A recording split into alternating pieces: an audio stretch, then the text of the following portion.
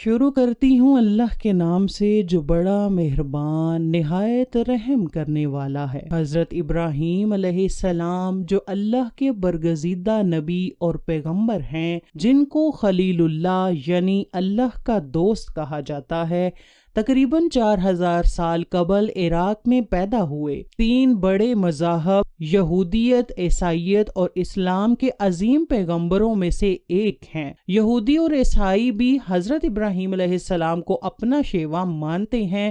مذہب اسلام میں ان کو بڑی قدر کی نگاہ سے دیکھا جاتا ہے، چنانچہ قرآن کریم کی 14ویں سورت سورہ ابراہیم انہی سے موسوم ہے۔ اللہ تعالیٰ نے قرآن کریم میں متعدد جگہوں پر حضرت ابراہیم علیہ السلام کے احوال و اوصاف بیان فرمائے ہیں۔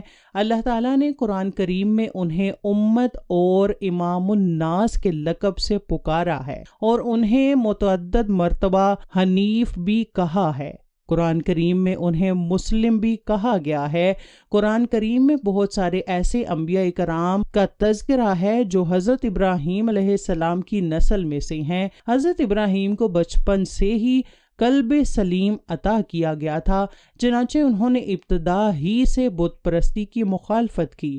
اللہ کی مخلوقات میں غور و فکر کے بعد انہیں یقین ہو گیا تھا کہ ساری کائنات کو پیدا کرنے والا ایک معبود حقیقی ہے جس کا کوئی شریک نہیں ہے، جیسا کہ فرمان الہی ہے، اور اس طرح ہم ابراہیم کو آسمانوں اور زمین کی سلطنت کا نظارہ کراتے ہیں، اور مقصد یہ تھا کہ وہ مکمل یقین رکھنے والوں میں شامل ہوں۔ چنانچہ جب ان پر رات چھائی تو انہوں نے ایک ستارہ دیکھا، کہنے لگے یہ میرا رب ہے۔ پھر جب وہ ڈوب گیا تو انہوں نے کہا میں ڈوبنے والوں کو پسند نہیں کرتا۔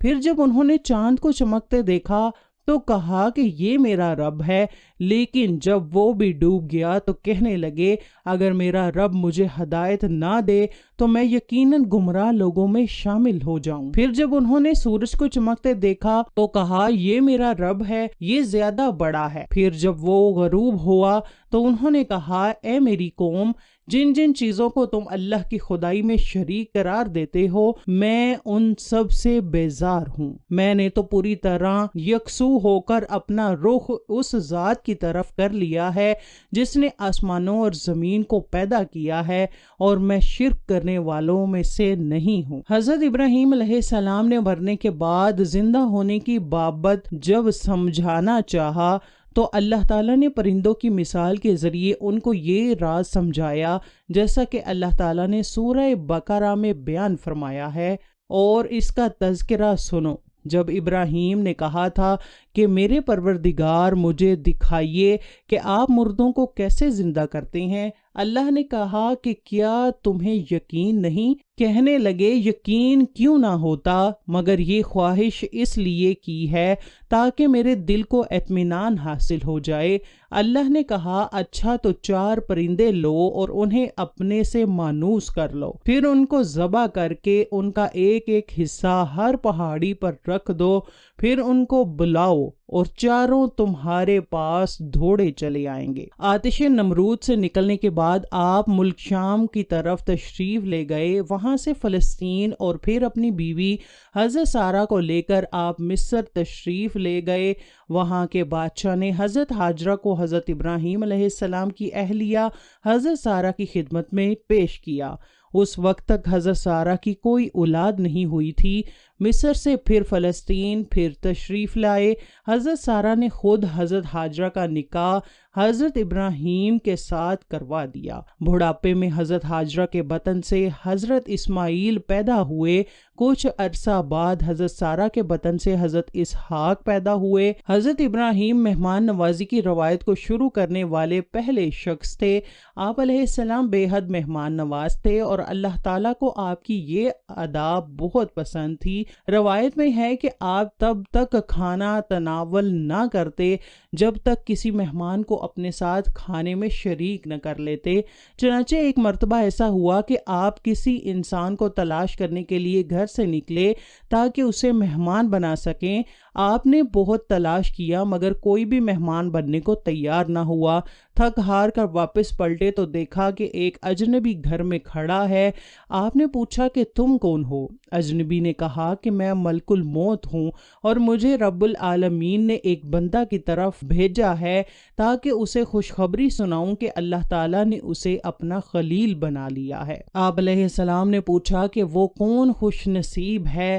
اگر مجھے پتہ چل جائے تو تا دم میں آخر اس کا ہمسایہ بنا رہوں۔ ملک الموت نے کہا کہ وہ خوش قسمت تو آپ ہی ہیں، اور یہ اس وجہ سے ہے کہ بلا امتیاز و تفریق آپ علیہ السلام کی عطاؤں کے دروازے لوگوں کے لیے کھلے رہتے ہیں۔ اللہ تعالیٰ کو آپ کی یہ ادا بہت پسند تھی اور آپ اس کی مخلوق پر بے حد رحم کرتے ہیں۔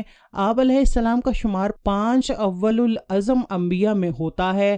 اللہ پاک نے قرآن پاک میں 35 مقامات پر حضرت ابراہیم کا ذکر خیر فرمایا۔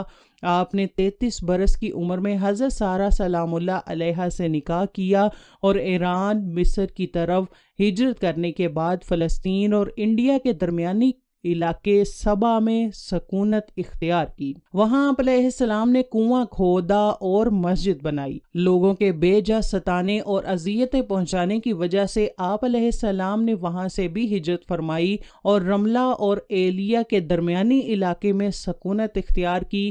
وہاں بھی آپ علیہ السلام نے ایک کنواں کھودا۔ کتب تاریخ میں آپ علیہ السلام کے بے شمار فضائل بیان ہوئے ہیں۔ آپ سب سے پہلے تھے جنہوں نے ختنہ کیا، مہمان نوازی کی روایت قائم کی، سرید بنایا، باقاعدہ شلوار پہنی، اور آپ علیہ السلام ہی پہلے شخص ہیں جس نے بڑھاپا دیکھا۔ آپ علیہ السلام نے حضرت سارہ سلام اللہ علیہا کی وفات کے بعد 2 عرب عورتوں سے نکاح کیا۔ ایک کا نام کاتورا تھا اور اس سے آپ کے 6 لڑکے پیدا ہوئے، اور دوسری کا نام ماجور تھا اور اس کے بطن سے 5 لڑکے پیدا ہوئے۔ تاریخ طبری میں مصنف امام ابن جریر طبری رحمۃ اللہ علیہ لکھتے ہیں کہ اللہ تعالیٰ نے جب حضرت ابراہیم علیہ السلام کی روح نکالنے کا ارادہ فرمایا تو ایک بوڑھے آدمی کی شکل میں موت کے فرشتے کو بھیجا۔ صدی سے روایت ہے کہ ایک روز آپ علیہ السلام لوگوں میں کھانا تقسیم فرما رہے تھے کہ ایک بوڑھا چلتا ہوا آیا۔ وہ بوڑھا اس قدر ضعیف تھا کہ اس کے لیے چلنا مشکل تھا۔ آپ علیہ السلام کی نظر اس پر پڑی تو عذرا ہمدردی اس کی طرف گدھا بھیجا تاکہ وہ اس پر سوار ہو کر آ جائیں۔ بوڑھا آپ علیہ السلام کے پاس پہنچا تو آپ نے اس کے سامنے کھانا پیش کیا، مگر یہاں ایک عجیب واقعہ رونما ہوا۔ وہ بوڑھا آدمی جب منہ میں لقمہ ڈالنے کے لیے ہاتھ اٹھاتا تو باعث ضعیف ہاتھ چوک جاتا اور لقمہ منہ کی بجائے کبھی ناک پر لگتا اور کبھی کان پر، حتیٰ کہ اگر وہ بمشکل ایک لقمہ منہ میں ڈالنے میں کامیاب ہو جاتا تو وہ شرمگاہ کے راستے باہر نکل جاتا۔ اس بوڑھے کی بے بسی پر حضرت ابراہیم علیہ السلام کو بے حد ترس آیا۔ آخر آپ علیہ السلام نے اس بوڑھے سے یہ پوچھا، اے شخص، یہ تم کیا کر رہے ہو؟ اس نے جواب دیا کہ میرا ہاتھوں پر اختیار نہیں ہے، بھوک مٹانے کو کھاتا ہوں مگر پیٹ میں کچھ رکتا نہیں، بہت تکلیف میں ہوں۔ آپ علیہ السلام نے پھر پوچھا کہ تمہاری عمر کیا ہے؟ اس نے عمر بتائی تو آپ نے فرمایا کہ تم مجھ سے صرف 2 سال بڑے ہو۔ اگر تمہارا یہ حال ہے تو وہ 2 سال بعد میں بھی اس حال کو پہنچ جاؤں گا۔